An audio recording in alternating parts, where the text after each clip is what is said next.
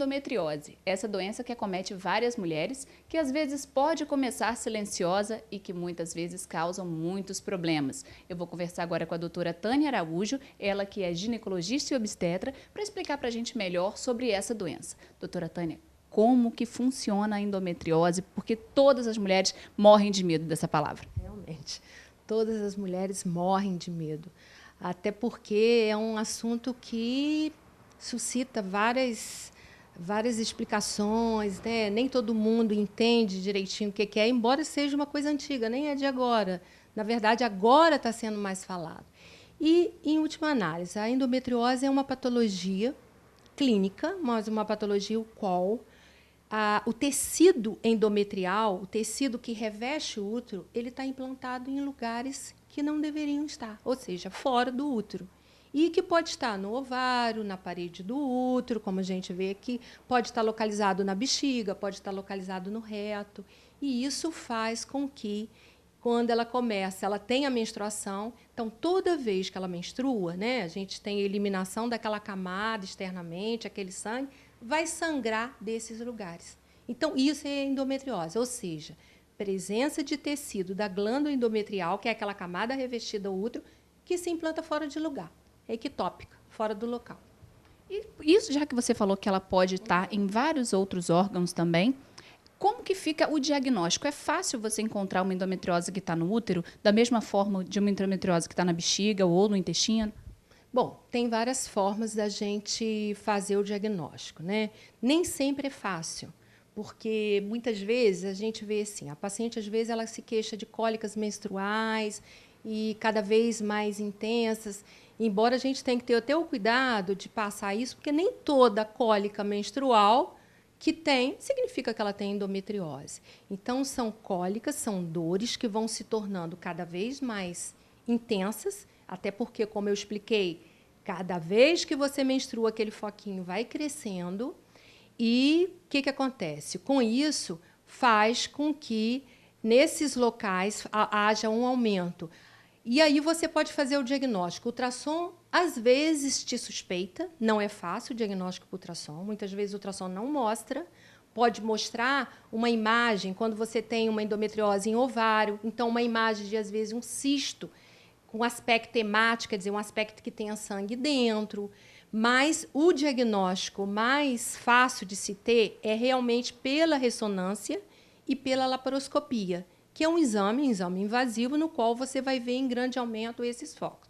Então, ou seja, essa é a forma, vamos dizer, de diagnosticar. Agora, com a experiência, o próprio clínico ginecologista, quando você faz uma anamnese, ouve a história da paciente, faz um toque, então, muitas vezes, você pode perceber algo que faz te lembrar a endometriose. E aí você parte para o princípio de pedir os exames que você acha que seja adequado, né? Então, pela parte clínica também, você pode suspeitar do diagnóstico, mas a confirmação vem principalmente através de quê? Da laparoscopia, quando você faz a biópsia e mostra. Agora, isso eu quero até... É bom explicar, porque nem todas as pacientes precisam de fazer laparoscopia. Eu tenho paciente que eu sei que tem endometriose, mas que muitas vezes eu consegui controlar sem precisar se submeter. Agora, outra coisa, a endometriose tem níveis. Ela pode ser uma endometriose leve, pode ser uma endometriose moderada e pode ser uma endometriose bem mais acentuada. Tá? E, a maioria das vezes, o diagnóstico não é feito logo nas primeiras menstruações. É feito, às vezes, em torno de 20 e poucos anos, 30 anos, porque é quando o processo já está evoluindo. Né? Mas lembrar que tem níveis. Então, tem paciente que você tem uma endometriose leve, resolve, a paciente consegue engravidar, e tem endometriose que são mais agressivas, que aí, às vezes, você também tem que tomar uma conduta mais agressiva. E foi bom você falar, porque assim, o maior medo, eu acho, que das mulheres, ou é a infertilidade, ou é a incapacitação mesmo, né? Com certeza. E no caso de tratamento, dentro do nível do 1 ao 3, como que funciona o tratamento? O DIU resolve, num caso desse, por exemplo? Pois é. Existe o tratamento clínico. Num caso mais leve, você pode bloquear a menstruação. Por quê? Se a gente sabe que são focos que estão fora do lugar, você suspendendo a menstruação, ela vai ter um alívio. E muitas vezes, em algumas pacientes, eu além de atender em consultório particular, eu ainda atendo ainda na rede pública. Então, muitas pacientes não têm condição, às vezes, a gente não tem acesso de ter um meio mais disponível, então faça o teste. Você pode dar pílula contínua durante um período para ela e ela chega para você e fala, olha, diminui a dor, aliviou, não estou sentindo mais tanta dor, porque essa dor é uma dor durante a menstruação, ou antes da menstruação, ou fora. Às vezes são dores pélvicas que você pode ter, e dor, muitas vezes, ao coito, na hora da relação. Ela tem incômodo.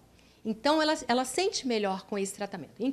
Então, nesse caso mais simples, você pode entrar e suspender a menstruação, que aí pode ser de várias formas. Ou através de uma pílula contínua, ou através de bloqueadores do sistema agonístico, que a gente tem várias medicações que você pode dar e suspender o processo menstrual. Lógico que cada caso é um caso, né? Cada caso é um caso, cada caso você vai ver, tudo tem seus efeitos, você tem que ver o efeito colateral que vai fazer.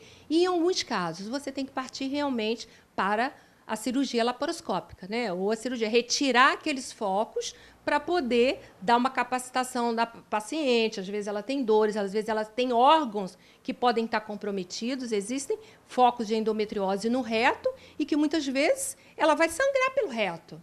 Então você vê, às vezes compromete uma alça intestinal. Então, às vezes, você tem que fazer uma cirurgia até muito mais radical. Sempre lembrando que a cirurgia, mesmo na cirurgia, eu acho que a cirurgia deve ser feita muito para o paciente, né? A gente até conversou sobre isso, não é a cirurgia, às vezes, para o cirurgião e você resolver tudo aquilo. É a cirurgia que você vai dar uma capacidade de vivência desse paciente, né? Porque, eu sempre digo, a endometriose é uma doença benigna, entre aspas, mas, às vezes, com um comportamento muito agressivo.